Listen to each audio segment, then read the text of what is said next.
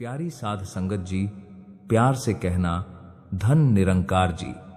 साध संगत जी, क्या कभी आपके साथ ऐसा हुआ है कि आप सत्संग से होकर आते हैं, मन में बड़ी शांति होती है, हृदय आनंद से भरा होता है, सद्गुरु के वचन कानों में रस की तरह गूंज रहे होते हैं, लेकिन जैसे ही घर की दहलीज पार करते हैं कोई छोटी सी बात हो जाती है और सारी शांति, सारा ज्ञान एक पल में गायब हो जाता है। गुस्से के उस आवेश में हम कुछ ऐसा बोल जाते हैं जो एक गुरु सिख की जुबान को शोभा नहीं देता और बाद में साध संगत केवल पछतावा बचता है। हम कहते हैं, दातार मुझसे यह क्या हो गया, मैंने फिर से अपना संयम खो दिया। साध संगत जी, आज हम इसी दर्द का समाधान खोजेंगे। आज हम गुस्से को दबाना नहीं बल्कि उसकी जड़ काटना सीखेंगे, क्योंकि दबाया हुआ गुस्सा और भी खतरनाक होता है। साध संगत जी, हम अक्सर कहते हैं कि फला इंसान ने मुझे गुस्सा दिलाया, उसकी वजह से मैं भड़क गया, अगर वो ऐसा ना करता तो मैं शांत रहता। लेकिन सच्चाई यह है कि गुस्सा किसी इंसान पर नहीं आता, गुस्सा हमारी टूटी हुई उम्मीद पर आता है। हम चाहते हैं कि मेरा बेटा मेरी बात माने, मेरा जीवन साथी मेरी कदर करे, मेरी बहू मेरा सम्मान करे, संगत मुझे समझे। लेकिन जब ऐसा नहीं होता तो हमारा अहंकार खड़ा हो जाता है। समस्या सामने वाला नहीं, समस्या हमारी अपेक्षा है। सद्गुरु हमें सिखाते हैं, तेरा भाणा मीठा लागे। जो निरंकार कर रहा है उसमें राजी रहना है, लेकिन गुस्सा तब आता है जब हम निरंकार का नहीं अपना भाणा चलाना चाहते हैं। यदि वही गलती कोई छोटा बच्चा कर दे तो हम हंस देते हैं, क्योंकि उससे कोई उम्मीद नहीं थी। यानी घटना वही है, लेकिन नजरिया बदलते ही गुस्सा खत्म हो जाता है। इसलिए साध संगत पहला कदम यह है कि जब भी गुस्सा आए आंखें बंद करें और खुद से पूछें, मेरी कौन सी उम्मीद टूटी है, मैं किसे अपने हिसाब से चलाना चाहता हूं, मैं निरंकार की रजा में क्यों नहीं रह पा रहा हूं। जैसे ही आप यह सवाल पूछेंगे, गुस्से की पकड़ ढीली पड़ने लगेगी, क्योंकि अब आप दुनिया को नहीं खुद को सुधार रहे हैं, और यही असली भक्ति है। अब साध संगत एक बहुत गहरी कहानी सुनिए। एक महात्मा थे जिन्हें अपनी तपस्या पर बड़ा नाज था। एक दिन वे नाव लेकर नदी के बीचों बीच ध्यान करने चले गए।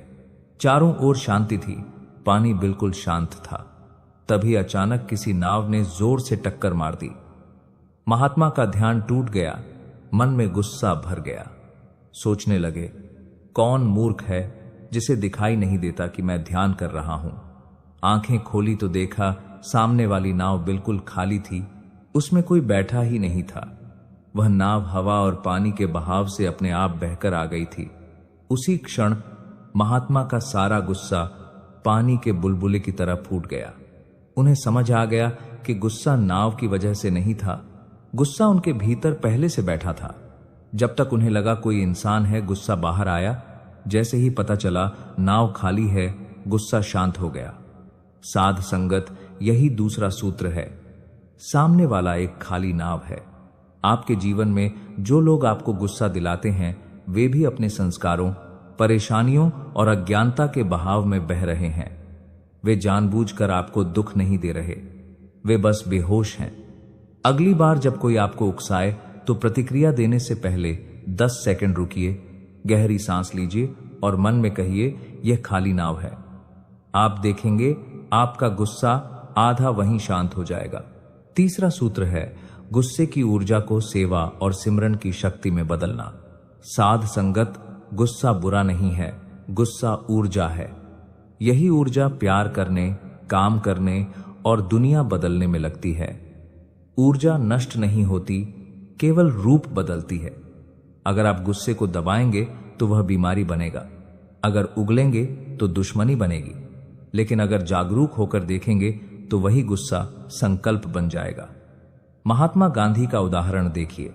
अंग्रेजों ने अपमान किया, लेकिन उन्होंने प्रतिक्रिया नहीं दी, उसी अपमान को आंदोलन बना दिया। जब भी गुस्सा आए, शरीर के भीतर देखें, दिल की धड़कन तेज है, हाथ कांप रहे हैं, सीने में गर्मी है, बस देखिए, जज मत कीजिए, वही गुस्सा शक्ति में बदलने लगेगा। अब साध संगत जी, वह गुप्त विधि जो ऋषि मुनि करते थे, इसे चंद्रभेदी प्राणायाम कहते हैं। जब गुस्सा आता है तो शरीर में गर्मी बढ़ जाती है। हमें चंद्रमा की तरह शीतल होना है। आंखें बंद करें, सद्गुरु का स्वरूप ध्यान में लाएं। दाहिने हाथ के अंगूठे से दाईं नाक बंद करें और बाईं नाक से धीरे गहरी सांस लें। मन में बोलें, तू ही निरंकार। कल्पना करें कि ठंडी सफेद रोशनी आपके मस्तिष्क को शांत कर रही है। फिर दाईं नाक से सांस छोड़ते हुए मन में बोलें, निरंकार, और महसूस करें कि सारा गुस्सा काले धुएं की तरह बाहर निकल रहा है। इसे 5 से 7 बार करें।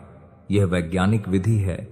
इससे पैरासिम्पैथेटिक नर्वस सिस्टम सक्रिय होता है और शरीर शांत हो जाता है।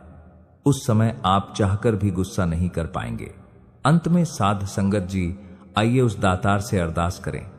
हे सच्चे बादशाह, हे निरंकार, हमें इतनी शक्ति देना कि हम दूसरों को माफ कर सकें। हमारे भीतर का क्रोध करुणा में बदल जाए। हमारा अहंकार तेरे चरणों की धूल बन जाए। जब भी मन अशांत हो, तेरा सिमरन हमारी ढाल बन जाए। इन्हीं शब्दों के साथ दास आप सभी से इजाजत चाहता है। प्यार से कहना, धन निरंकार जी।